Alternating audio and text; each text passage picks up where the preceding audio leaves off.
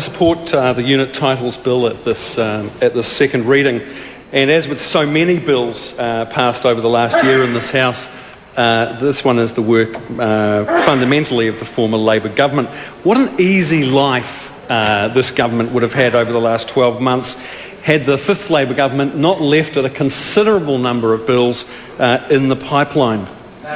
And I want to recognise the excellent work of my colleagues Leanne Dalzell and Shane Jones, who's been credited already tonight as Building and Construction Minister. But we're not petty, we're not mean-spirited, and we also recognise and acknowledge the work of the Minister, Phil Heatley, and the Select Committee in bringing this bill to this stage.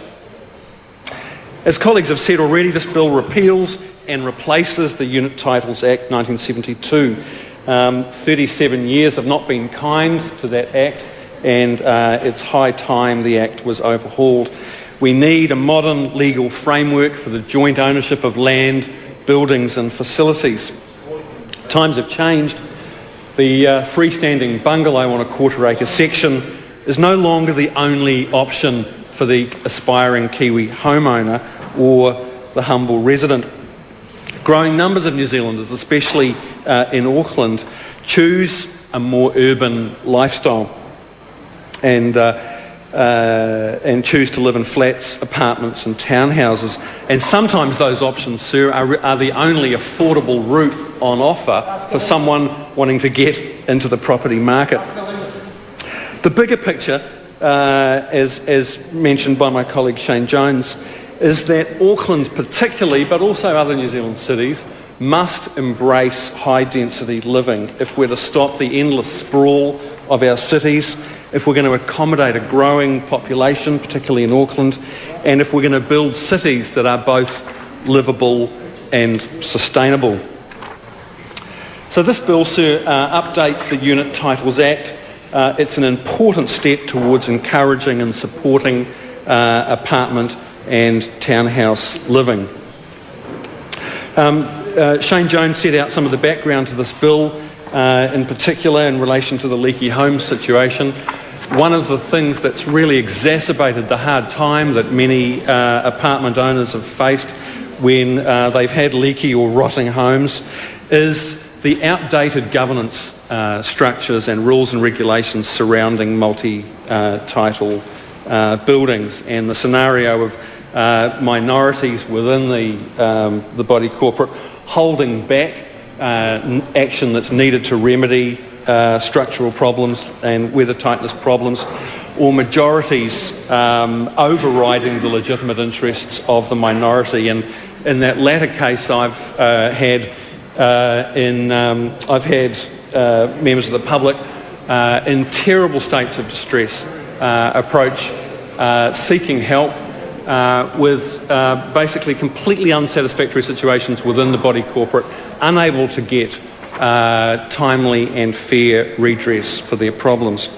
And also, it has to be said, many body corporates not taking responsibility for maintaining in a proper and timely way the capital assets that they have. Sir, I wanted to just provide a brief overview of what the bill sets out to do. It clarifies how land is surveyed to provide a clear legal framework for ownership by different parties, simple and clear processes for building unit title developments, and technical details that are essential for developers, surveyors and territorial authorities. It takes a holistic approach to the management and maintenance of unit title developments, clarifying the responsibilities of owners and the body corporate, and sets out some much needed minimum standards for the sound management of unit title developments. It sets out a clear and flexible governance structure with reduced voting thresholds down to 75% to make decision making more easily managed and to prevent minorities getting in the way of actions that the majority of title holders want to go ahead with. Disclosure regime, speakers before me have talked about how important that is, so that unit owners, bodies corporate and buyers, also prospective buyers, have good, accurate comprehensive information to allow them to make informed decisions before they sign on the dotted line. And finally, a cost-effective dispute resolution service so that anyone who's embroiled in a scrap can get justice by going in a cost-effective way to the dispute resolution service. I want to touch briefly on, in a little bit more detail on some of those things. Body corporates will be required to develop long-term maintenance plans to protect the capital value of the development and the capital value of the units owned by the individual owners. And this means that owners won't be ambushed by being landed with a big ticket maintenance item like the replacement of a roof or, in the case of leaky buildings and weather-tight problems, huge structural repairs to the buildings, which has not been uncommon in Auckland in recent times.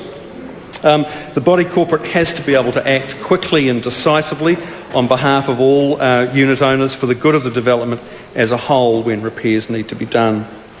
The bill provides that the body corporate will own the common property, which includes all the parts of the development that are owned collectively, and the body corporate is then responsible for doing repairs and maintenance. So that means that if an apartment block has a leaky roof, it's not just the apartments on the top floor who are immediately affected by it who are responsible for making those repairs.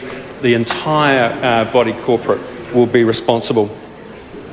The second major change will make joint decision making much more manageable, and I've already mentioned the fact that there's I think a good balanced regime that empowers a strong majority of 3/4 to go ahead and get things done, but a minority always has recourse to the dispute resolution service if they feel they haven't been dealt with in a just and reasonable way.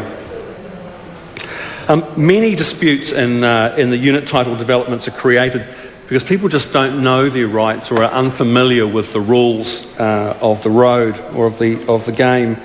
And owning and living in an apartment requires a much more detailed understanding of the rules and the regulations than any owner of a freestanding bungalow on a quarter-acre section has ever had to contemplate.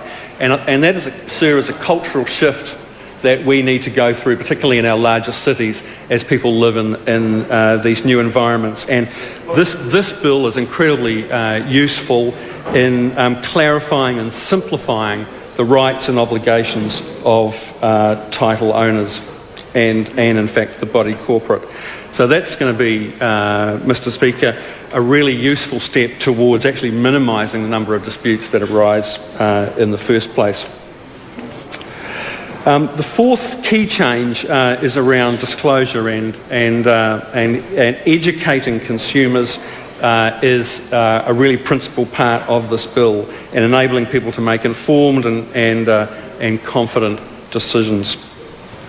I didn't serve on the select committee that considered this, but there were a raft of detailed and technical issues that were presented to the committee. And I want to just follow on from the comments by my colleague Moana Maki on the concerns that the Retirement Villages Association raised in relation to the bill. And I want to acknowledge that the Select Committee has reported back with a large number of clauses to be amended. The Retirement Villages Association made the argument, sir, that they are already covered by quite an extensive accountability and regulatory regime under their legislation, the Retirement Villages Act of 2003, which provides, they say, a good level of protection for residents. And the concern they have is that this bill overlays an additional layer of regulation which duplicates many of the things that they already have to deal with and would create a very complex environment, unnecessarily complex and costly environment for them. So their concerns have been largely dealt with, but I understand from the Retirement Villages Association, who have written to the Minister, pointing out that there are still a number of clauses where this problem hasn't been alleviated. So section 67, 68, 69. I'm sorry to interrupt.